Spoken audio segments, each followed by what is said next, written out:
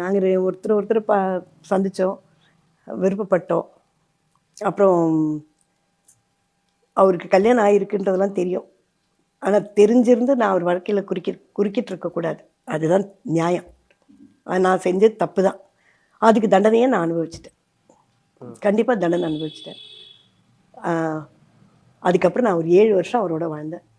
எனக்கு ஒரு பையன். 7 வருஷத்துக்கு அப்புறம் அவர் நிறைய படங்கள் பண்ணாமல் போனார். 2 ஃபேமிலியும் மெயின்டைன் பண்ண அவரால் முடியல. அதனால என்னை விட்டு அவர் விலகிட்டார். அதுக்கப்புறமா தான் அந்த பிரிவு. அதுக்கப்புறமா பிரிவு சேர்ந்தே இல்லை. ஆமாம், சேர்ந்தே இல்லை. ஆனால் அவர் பிரிஞ்சதுக்கப்புறம் நான் ரொம்ப கஷ்டப்பட்டேன். ஃபினான்ஷியலாகவும் சரி, மன ரீதியாகவும் சரி, ஃபைனான்ஸ்லேயும் ரொம்ப கஷ்டப்பட்டேன்.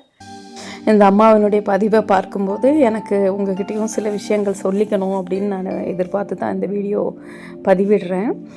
விதவையாக இருக்கிற பெண்களே, கணவரால் கைவிடப்பட்ட பெண்களே, இல்லைனா தனியாக உலகத்தை சர்வை பண்ணணும் அப்படிங்கிற ஒரு சூழ்நிலையில் இருக்கிற நீங்கள் உண்மையிலேயே சிங்கப்பெண்கள். உங்களால் முடியாத ஒரு விஷயம் வேறு எதுவுமே கிடையாது. நீங்கள் எல்லாத்தையும் சாதிச்சுட்டு வந்துடுவீங்க. ஆனால் உங்களால் முடியாது, நான் உனக்காக நிற்பேன் அப்படின்னு சொல்லி ஒரு ஆண் உங்கள் வாழ்க்கைக்குள்ளே வருவார். கண்டிப்பாக அவருக்கு வேற ஒரு குடும்பம் இருக்கும். அவரை தயவு செஞ்சு அமுச்சு விட்டுருங்க. அவரை கூட வச்சுக்காதீங்க.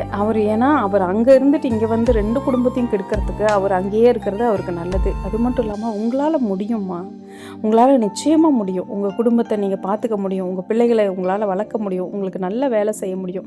எல்லாமே செய்ய முடியும். இல்லை நான் உன் லைஃப்பில் வருவேன், உனக்கு லைஃப் நான் கொடுத்தேன் ஆவேன் அப்படின்னு அவர் வந்தார்னா அவரோட கூட சேர்ந்து என்னென்ன வீட்டுக்குள்ளே வரும் தெரியுமா?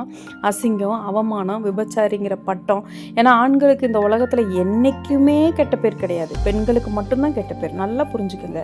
புத்தி உள்ள ஸ்திரீ தன்னுடைய குடும்பத்தை கட்டுகிறாள், புத்தி இல்லாதவளோ தன் கையினால் அந்த குடும்பத்தை இடித்து போடுகிறாள்னு ஆண்டவருடைய வார்த்தை இருக்குது. பெண்களே, விதவைகளே, கணவரால் கைவிடப்பட்ட பெண்களே, தனித்திருக்கிற பெண்களே, நீங்கள் எந்த ஆணுக்கும் உங்கள் வாழ்க்கையில் இடம் கொடுக்காதீங்க. தயவு செய்து உங்களால் நல்லா வாழ முடியும். உங்களால் வைராக்கியமாக வாழ முடியும். உங்களால் கர்த்தருக்குள்ளே நிற்க முடியும். உங்களால் உங்கள் பரிசுத்தத்தை காத்துக்கொள்ள முடியும். உங்களால் நிச்சயமாக வசனத்தின்படி வாழ முடியும். அவ்வளோ கேரண்டி என்னால் கொடுக்க முடியும். ஒரு ஆணால் தான் பெண் இல்லாமல் வாழவே முடியாதுன்னு சொல்லுவாங்க. ஆனால் ஒரு பெண்ணால் ஆண் இல்லாமல் வாழ நிச்சயமாக முடியும். அவ்வளவு ஒரு வீரம் பெண்ணுக்குள்ள வைராக்கியத்தை ஆண்டவர் வச்சிருக்காரு. அதனால் பெண்ணுடைய கேரக்டர் ரொம்ப வேல்யூவானது. பெண்ணுடைய வைராக்கியம் ரொம்ப ஆணி அடித்த மாதிரி ஸ்ட்ராங்கானது. ஏன்னா எனக்கு தெரியும் ஒரு பெண் எப்படிப்பட்டவன். ஏன்னா நான் ஒரு பெண். அதனால் எந்தெந்த முடிவை நம்ம தெளிவாக எடுக்கிறோமோ அந்த முடிவில் ஒருத்தருமே நம்ம வாழ்க்கையில் வர முடியாது. அவ்வளோ ஸ்ட்ராங்காக எடுப்போம் நம்ம முடிவை. அதனால தான் சொல்கிறேன், அந்த ஆலோசனையை நான் உங்களுக்கு கொடுக்குறேன். உங்கள் வீட்டுக்குள்ளே யாராவது இப்படி உட்காந்துருந்தாங்கன்னா தயவு செஞ்சு அமுச்சிருங்க. அவங்க வேண்டாம், உங்கள் வாழ்க்கைக்குள்ளே வேண்டாம்.